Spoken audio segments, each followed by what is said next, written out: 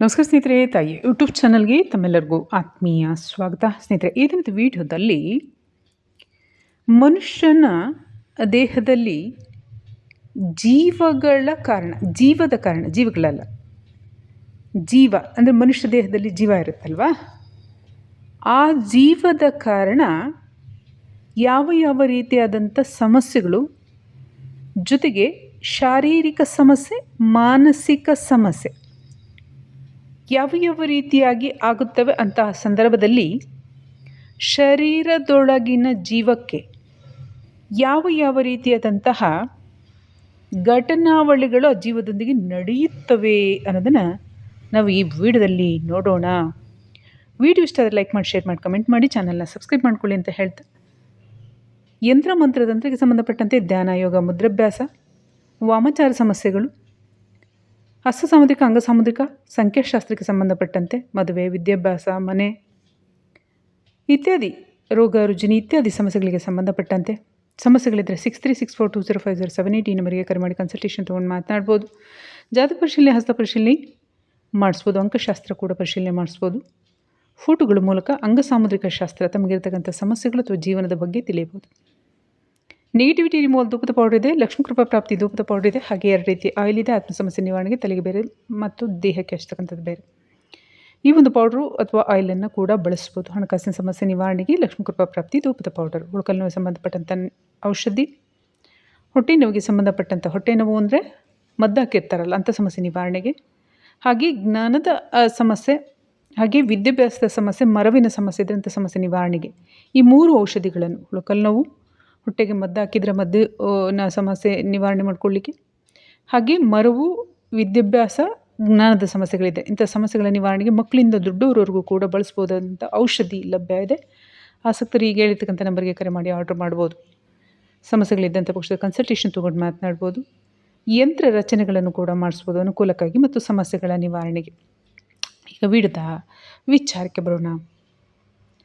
ಮನುಷ್ಯನ ದೇಹದಲ್ಲಿ ಆ ಮನುಷ್ಯನ ಒಂದು ಆಚರಣೆ ನಡೀತಕ್ಕಂಥದ್ದು, ಮಾತನಾಡ್ತಕ್ಕಂಥದ್ದು, ನೋಡ್ತಕ್ಕಂಥದ್ದು, ಕೇಳ್ತಕ್ಕಂಥದ್ದು, ಕಾರ್ಯಗಳನ್ನು ಮಾಡ್ತಕ್ಕಂಥದ್ದು ಮತ್ತು ಘಟನಾವಳಿಗಳನ್ನು ಗ್ರಹಿಸ್ತಕ್ಕಂಥ ಸಂದರ್ಭದಲ್ಲಿ ಪ್ರತಿಯೊಂದು ದೇಹದ ಅಂಗಾಂಗಗಳು ಕೆಲಸವನ್ನು ಮಾಡ್ತವೆ. ಅದರಲ್ಲಿ ವಿಶೇಷವಾಗಿ ಕುತ್ತಿಗೆ ಮೇಲ್ಭಾಗದ ಅಂಗಾಂಗಗಳು, ಕಿವಿ, ಕಣ್ಣು, ಮೂಗು, ಬಾಯಿ, ಹೀಗೆ ಮಿದುಳು ವಿಶೇಷವಾಗಿ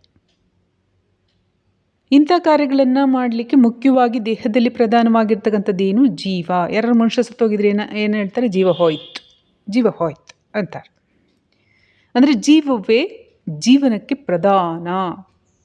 ಹಾಗಾಗಿ ನಾವು ಭೂಮಿಯ ಮೇಲಿನ ಕೋಟ್ಯಾಂತರ ಜನರ ಆರೋಗ್ಯ ಸಮಸ್ಯೆಗೆ, ಅದು ಯಾವುದೇ ಕಾರಣದಿಂದ ಆಗಿರಲಿ, ಆಹಾರದಿಂದಾಗಿರಲಿ, ವಾತಾವರಣದಿಂದಾಗಿರಲಿ, ಅದೃಷ್ಟದಿಂದಾಗಿರಲಿ, ವಯಸ್ಸಿನ ಕಾರಣ ಆಗಿರಲಿ, ಆಕ್ಸಿಡೆಂಟ್ ಅವರೇ ಮಾಡ್ಕೊಂಡಿರ್ತಕ್ಕಂಥ ಸಮಸ್ಯೆಗಳಾಗಿರ್ಬೋದು, ಅಂದರೆ ಎಡುಕೊಂಡು ಬೀಳೋದು, ಕೈಗೇಟು ಮಾಡ್ಕೊಳ್ಳೋದು, ಕಾಲ್ಗೇಟು ಮಾಡ್ಕೊಳ್ಳೋದು, ಆಕ್ಸಿಡೆಂಟ್ ಆಗೋದು, ಏನೋ ಒಂದು ಪರಿಸರದಿಂದ ಯಾವುದೇ ಘಟನಾವಳಿಗಳಿಂದ ಮನುಷ್ಯನ ದೇಹಕ್ಕೆ ಹಾನಿಯಾದರೆ ಅಲ್ಲಿ ಜೀವಕ್ಕೆ ಬಾಧೆಯಾಗಿರುತ್ತೆ. ಗಮನಿಸಿ, ನೀವು ಕೈಯಲ್ಲಿ ಕೂಡ ಯಾವುದೇ ಒಂದು ಗಾಯವನ್ನು ನೀವು ಮಾಡಿಕೊಂಡ್ರೂ ಕೂಡ ಅದು ನೇರವಾಗಿ ಆ ಜೀವಕ್ಕೆ ಬಾಧೆಯನ್ನು ಕೊಡ್ತಾ ಇರುತ್ತೆ. ಆದರೆ ದೇಹದ ಚರ್ಮಕ್ಕಲ್ಲ, ದೇಹದಲ್ಲಿನ ರಕ್ತಕ್ಕಲ್ಲ, ದೇಹದಲ್ಲಿನ ಮಾಂಸಕ್ಕಲ್ಲ.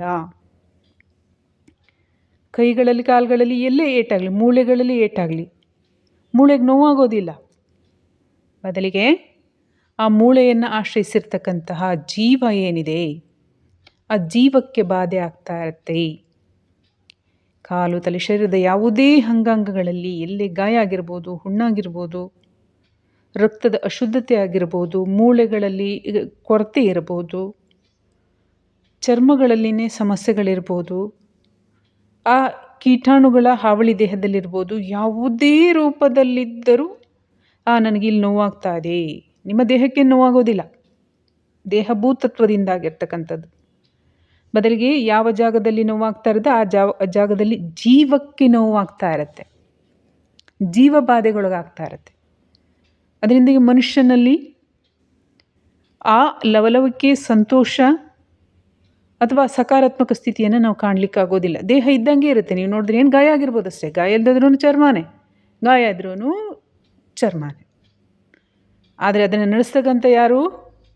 ರಾಜ. ಯಾರು? ಜೀವ. ರಾಜಾತ್ಮ, ಸೇನಾಧಿಪತಿ ಜೀವ. ಆ ಜೀವಕ್ಕೆ ಬಾಧೆ ಆಗ್ತಾ ಇರುತ್ತೆ. ಅಂಥ ಸಂದರ್ಭದಲ್ಲಿ ಗಮನಿಸಿ, ವಯಸ್ಸಾದಂತೆ ಜೀವ ಅಂಗಾಂಗಗಳ ಕಾರ್ಯಗಳನ್ನು ಸರಿಯಾಗಿ ನಡೆಸಲಿಕ್ಕಾಗೋದಿಲ್ಲ. ಏಕೆಂದರೆ ಜೀವ ಬೇರೊಂದು ಕರ್ಮಫಲದತ್ತ ಸಾಗ್ತಾ ಇರುತ್ತೆ. ಅದರಿಂದ ಕಿವಿಗಳಿಂದ ತನ್ನ ವ್ಯಾಪ್ತಿಯನ್ನು ದೂರ, ಕಣ್ಣುಗಳಿಂದ ವ್ಯಾಪ್ತಿಯಿಂದ ದೂರ, ನೋಟದಿಂದ ವ್ಯಾಪ್ತಿಯಿಂದ ದೂರ, ಆಲೋಚನೆಯಿಂದ ವ್ಯಾಪ್ತಿಯಿಂದ ದೂರ ಆಗ್ತಾ ಇರುತ್ತೆ ಕರ್ಮಗಳನುಸಾರ ಮುಂದಿನ ಪ್ರಯಾಣಕ್ಕೆ ಸಾಗಲು.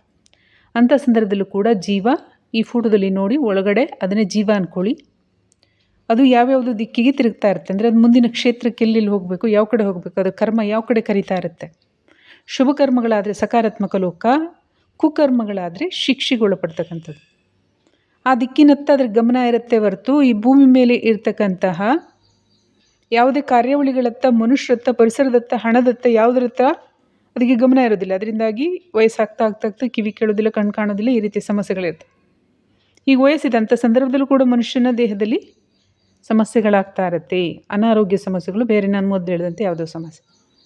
ಆ ಸಂದರ್ಭದಲ್ಲಿ ಜೀವ ಅನಾರೋಗ್ಯ ಸ್ಥಿತಿಗೆ, ಅಂದರೆ ದೇಹದಲ್ಲಿ ಏನೋ ಬಾಧೆಗಳಿದೆ ಅಂತ ಅಂದ್ಕೊಳ್ಳಿ. ಆಗ ಜೀವ ತಿರ್ಕೊಂಡಿರುತ್ತೆ ಒಳಗಡೆ. ಈ ವೈಟ್ ಏನು ಜೀವ ಅಂತ ತಿಳ್ಕೊಳ್ಳಿ, ಇದನ್ನು ಅದೇನಾಗಿರುತ್ತೆ, ಯಾವ್ಯಾವುದೋ ದಿಕ್ಕಿನ ಕಡೆಗೆ ನೋಡ್ತಾ ಇರುತ್ತೆ. ತಲೆ ಕಡೆಯಲ್ಲಾಗಿರ್ಬೋದು, ಅದು ಬೇರೆ ದಿಕ್ಕನ್ನು ನೋಡುತ್ತೆ. ಅಥವಾ ಕೈಗಳಲ್ಲಾಗಿರ್ಬೋದು, ಅದ್ರದ್ದು ಕಾರ್ಯಾಚಲನೆ ಏನು ಕಾರ್ಯಗಳನ್ನು ಮಾಡಬೇಕು ಅದನ್ನು ಮಾಡೋದಿಲ್ಲ, ಬೇರೆ ಕಡೆ ನೋಡ್ತಾ ಇರುತ್ತೆ. ಯಾಕೆ ಕಾರಣ ಅಂದರೆ, ದೇಹದಲ್ಲಿ ಅನಾರೋಗ್ಯ ಸಮಸ್ಯೆ ಇದ್ದಾಗ ಜೀವ ಸಕಾರಾತ್ಮಕವಾಗಿರಲಿಕ್ಕಾಗೋದಿಲ್ಲ. ಅದರಿಂದಾಗಿ ಅದು ತನ್ನನ್ನು ತಾನು ಒಳಗಡೆನೇ ಕುಗ್ಗಿಸ್ಕೊಬಿಟ್ಟಿರುತ್ತೆ.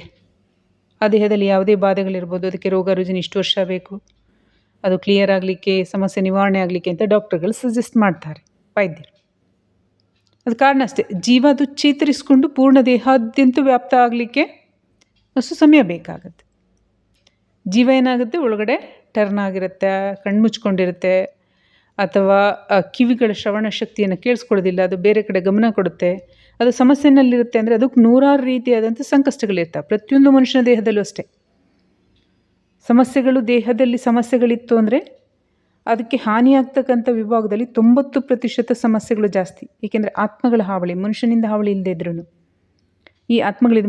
ಮನುಷ್ಯಗೆ ಎಷ್ಟು ಸಮಸ್ಯೆ ಕೊಡ್ತಾರೆ ನೋಡಿ ಕಲಿಯುಗದಲ್ಲಿ. ಹಾಗೆ ಆ ಜೀವ ವೀಕ್ ಆಯಿತು ಅಂತಂದರೆ ಆ ಜೀವಕ್ಕೆ ತತ್ಸಮಾನವಾಗಿರ್ತಕ್ಕಂತಹ ದುಷ್ಟ ಆತ್ಮಗಳು ಕೂಡ ಇರ್ತವೆ, ಅದ್ರ ಬಾಧೆ ಇರುತ್ತೆ. ಅದರಿಂದಾಗಿ ಅದ್ರ ಗಮನ ಆ ಕಡೆ ಇರುತ್ತೆ.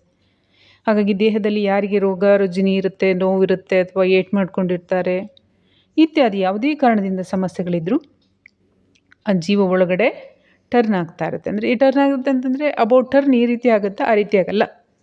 ನೀವೊಂದು ಸ್ಕೇಲಲ್ಲಿ ನೀವು ನೋಡಿದಂಥ ಪಕ್ಷದಲ್ಲಿ ಒಂದೊಂದು ನೂಲಿನ ಸ್ಥಿತಿಯಲ್ಲೂ ಕೂಡ ಅದು ಜೀವ ಚೇಂಜ್ ಆದರೂ, ಒಂದು ಸ್ವಲ್ಪ ಪ್ರಮಾಣದಲ್ಲೂ ಅದನ್ನು ಚೇಂಜ್ ಮಾಡಿಕೊಂಡ್ರು ದೇಹದ ಅವಯವಗಳಲ್ಲಿ ಜೀವ ಸಂಪೂರ್ಣವಾಗಿ ವ್ಯಾಪ್ತವಾಗಿ ಒಂದು 10 ವರ್ಷ, 20 ವರ್ಷ, 30 ವರ್ಷ ಹಿಂಗೆಲ್ಲ ಬೆಳೆದಿರುತ್ತೆ, ಪೂರ್ಣ ಅಡಕವಾಗಿರುತ್ತೆ ದೇಹದಾದ್ಯಂತ. ಆಗ ಸ್ವಲ್ಪ ಚೇಂಜ್ ಆದ್ರೂ ಕೂಡ ಆ ದೇಹದ ಅಂಗಾಂಗಗಳು ಸಕಾರಾತ್ಮಕವಾಗಿ ಕಾರ್ಯ ಮಾಡಲಿಕ್ಕೆ ಆಗೋದಿಲ್ಲ. ಆ ಜೀವ ಯಥಾ ಪ್ರಕಾರ ಏನು ಬೆಳವಣಿಗೆ ಆಗಿತ್ತು ಅದೇ ರೀತಿಯಾಗಿದ್ದರೆ ಮಾತ್ರ ದೇಹ ಸಕಾರಾತ್ಮಕವಾಗಿ ಆ ಜೀವ ಕಾರ್ಯವನ್ನು, ಮನುಷ್ಯ ಕಾರ್ಯವನ್ನು ಮಾಡಲಿಕ್ಕೆ ಸಾಧ್ಯ ಆಗುತ್ತೆ.